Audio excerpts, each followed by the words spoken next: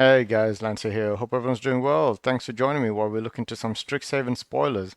Now, I just wanted to note down Wizards of the Coast is provided for the spoilers. They've been pretty secretive about some of it, but we have Professor Onyx and Casmina Enigma Sage, which are really cool, by the way, and I'll get to them soon. But there is also some hints at certain cards that Wizards of the Coast is thinking about releasing in their teaser. So, when we have discussion, maybe in the comment section, you guys can let me know what the drawbacks for some of these cards are going to be because they feel pretty broken to me. A white card with the rule text, draw 3 cards. So, what's the thinking? A white card that says draw 3 cards might also say all opponents draw 3 cards, or all opponents draw 1 card, you draw 3 cards. That's pretty good. If it says that and it's a sorcery speed, that makes it a bit worse. Another thing they could do is they wouldn't say sacrifice a creature, but maybe it's return 3 creatures back to your hand, draw 3 cards. Um, Whenever an opponent and maybe it doesn't have like draw 3 cards is actually very specific. It doesn't say look in your library for 3 lands, put them into your hand, similar to land tax or something. But draw 3 cards is pretty specific, and I hope it's instant speed. The best drawback I can think of is opponents all draw 1 or 2 cards and you draw 3 cards, but that seems terrible. But it's white. Like, what are we expecting for a white draw 3 cards? What is the drawback? 5 mana. Opponents draw one card. Return a creature card back to your hand. Draw 3 cards. You could still use that. I mean, white literally does not have anything that says draw a card unless something happens. So I like the idea. I want to see what the options are gonna be. And if you guys want to let me know what your thoughts are, comment below. A planeswalker you know, but not as you know him. Ajani? Would Ajani be here? Do you think he'd just be like a normal cat?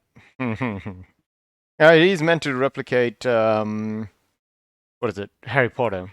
So, maybe there's an idea of thinking about who in Harry Potter's universe can they bring in as a planeswalker, but not as you know them.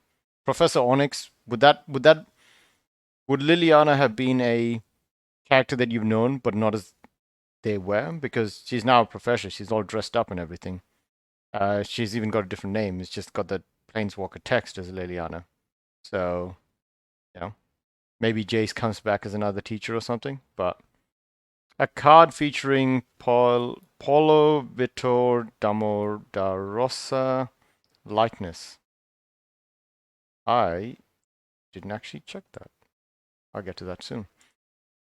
A spell with 3x in its mana cost. We had a couple of those.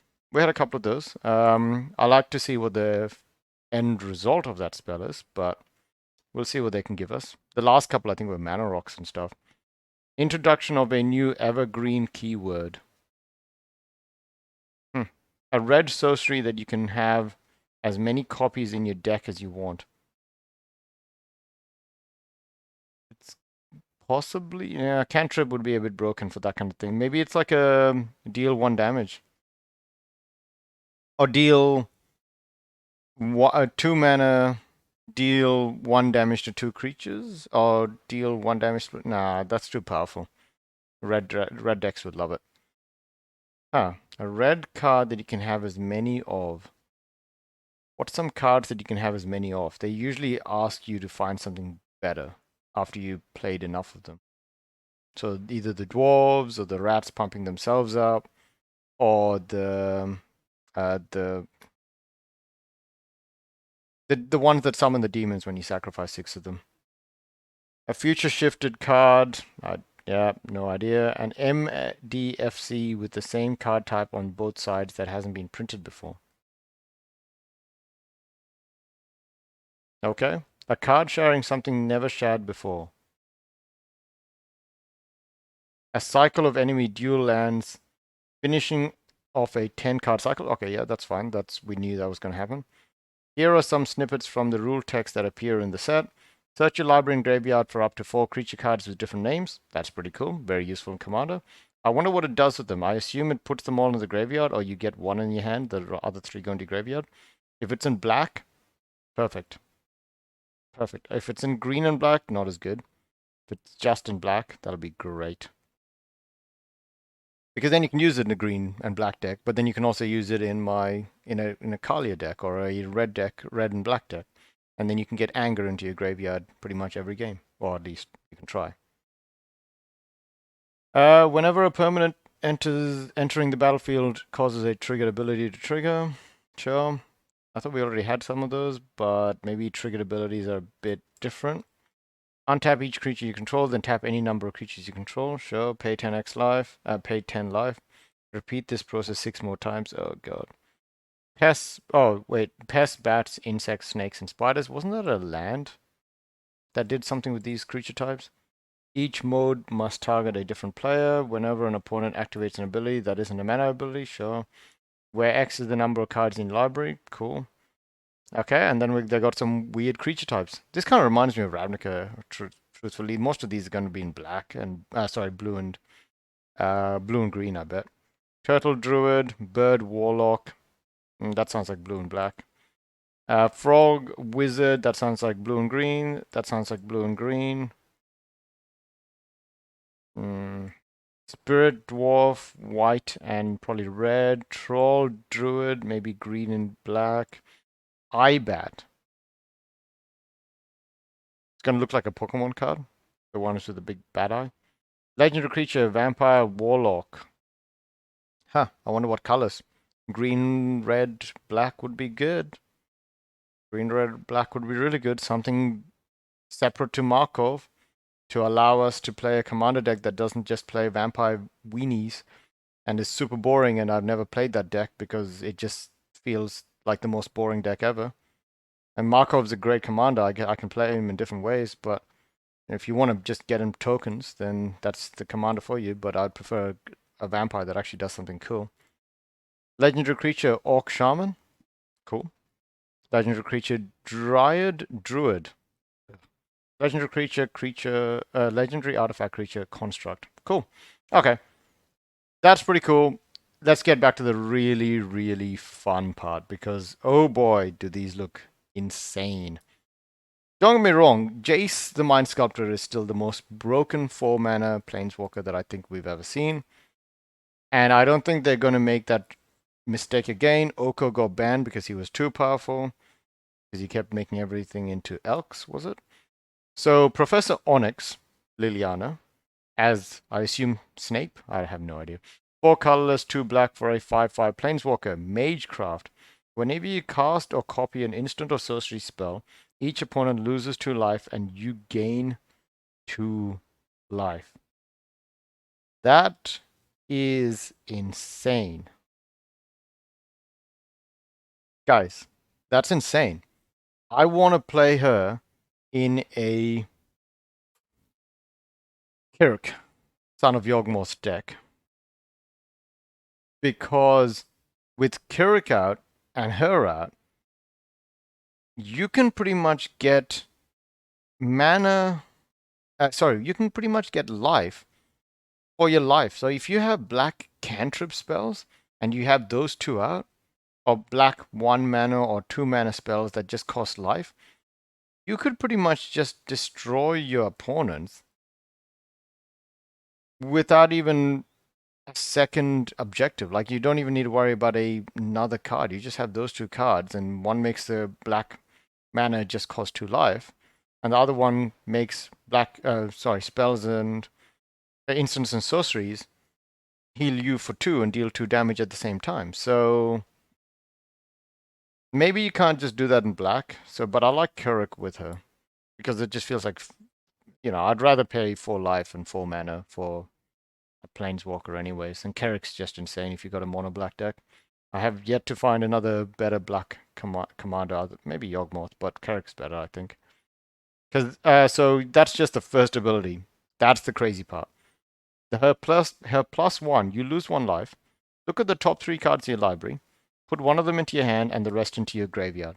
Now, the reason why I compared her to Jace the Mind Sculptor is because he's got Ponder as his plus 1, right? She's got Ponder as best as it can be done in black. And I think it's actually insane. I think that it's insane. Like her first ability, her static enchantment-like ability, has nothing to do really with the +1, but it's absolutely an amazing +1 in Commander. You dig 3 cards, you get 1 into your hand, you get 2 into your graveyard. Black can use them all day long. You can have a green-black deck, you can use it all day long. Great ability. Yeah, it's just amazing. Her -3, each opponent sacrifices a creature with the greatest power among creatures that player controls. Insane. Is that not insane? That's a really good ability. That doesn't give them the option of choosing a 1/1 token or anything. That literally they have no choice but to choose their strongest creature. That doesn't always have to mean the creature you want them to remove. And it is true that she doesn't protect herself, but she also costs a bit more than the planeswalkers that come out early. So you'd want to build up a bit of a board state to make sure that you can protect her so you can get the +1 going. Maybe her -3 is her biggest drawback. It would have probably been better if the -3 was something either destroy target creature, but this might be better in Commander. You get rid of 3 creatures. Or even better might have been like put out a 2/2 Death Touch. I don't know. Her -8. Each opponent may discard a card. If they don't, they lose through 3 life. Repeat this process 6 more times. 6 more times. So 7 times, 1 for each card. 7 3 is 21. 21 damage if they decide to not remove any card. So 21 damage, or they lose 7 cards, and or in between those 2 options. Uh, it's not. It's okay. Like I mean, look, I really am amazed by her enchantment ability and her +1. Like that ability to look through the next 3 cards of your library every turn for 1 life, put 1 of them into your hand on top of your draw, and you're setting up the draw. I mean, you're not setting it up, but you're pretty much filtering for the next draw anyways. So you get to draw 2 cards from turn, and you get to look through 3 cards.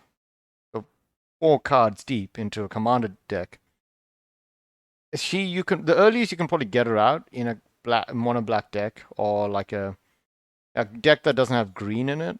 It's probably like turn 5, probably. Turn 4 or 5 might be the earliest. Kirk will probably get it out in like turn 3 if you're really, really pushing it. You know, like you get really lucky. Or turn 4 probably. So from turn 4, if you can survive for, and I said an average commander game seems to go for about 9 to 10 turns, depending on how much people want to drag it out. So you can get probably about 10, or sorry, 15 cards deep. You know, or more, probably around about 15 cards deep, just from her +1 ability, if you can keep her on the field. And that is something that a lot of cards cannot, a lot of planeswalkers can't do. They can either draw your card, they can, like this Scry is okay, but I just feel like it's just such a hard hitting ability. And if you play it on the right deck, you're just gonna burn everyone down. Like it's like a red commander mixed with a blue commander, mixed with a black commander. Sorry, I keep saying commander, planeswalker. Like her first ability makes sense in red. Her second ability, her enchantment ability makes sense in red. Her +1 ability makes sense in blue, but obviously they put into the graveyard, so black makes sense. But it's just something that you don't see that easily given to black. Her -3 is fine, but it's more like a white ability. It's kind of weird. And her -8 is black. That's fine. Discarding cards, losing life when you don't, that's a black ability. So she seems like a weird mix. Yeah. Kazima, and I've been talking about her for a while, but I also think that the art looks really cool. I haven't zoomed in on the face, it's kind of blurry. Maybe I can check it out a bit later. No. Yeah, the art looks fine. She's meant to be a professor, so it's a bit more dignified. Because Mina, Enigma Sage, 1 colorless, 1 blue, 1 black for legendary planeswalker Kazmina. So each other planeswalker you control has the loyalty abilities of Mina, Enigma, Sage. +2 scry 1. -X, create a 0/0 green and blue fractal creature token. Put X +1/+1 counters on it. Mats. Blue-green, +1/+1 counters. My Traxxas deck is going. Yes, but also I have tried to make this deck as clean as I could. So if you give me anything, please make it very, very good. But then that's going to just annoy other people as they break formats. And -8, search your library for an instant or sorcery card that shares a color with this planeswalker. Exile that card, then shuffle. You may cast that card without paying its mana cost. What's the most broken instant or sorcery spell that you want to cast for -8? Omniscience is an enchantment, isn't it? What's the one that just says you draw your entire hand and then you no longer have... That's not an enchantment. I forgot which one of those two combinations is an enchantment. There's two really expensive sorcery. One's an enchantment, one's a sorcery, I think, and they break the game pretty easily between the two of them. So I feel like she is interesting because her +2 scry 1, if another planeswalker that only has +0 abilities or minus abilities is sitting with her, then they can actually up their own abilities, because what she's saying is you can use Kazima's Mina abilities on that planeswalker. So that planeswalker that has no +2 can all of a sudden start getting +2s with scry 1. Which means that if you had Kazmina and Liliana out, then you can pretty much go Kazmina comes into play, scry 1. Liliana comes into play, scry 1. You put 2 counters. You guys can let me know if this is correct, but I'm guessing that you can put then 2 counters on the other planeswalker and you can put 2 counters on Kazmina.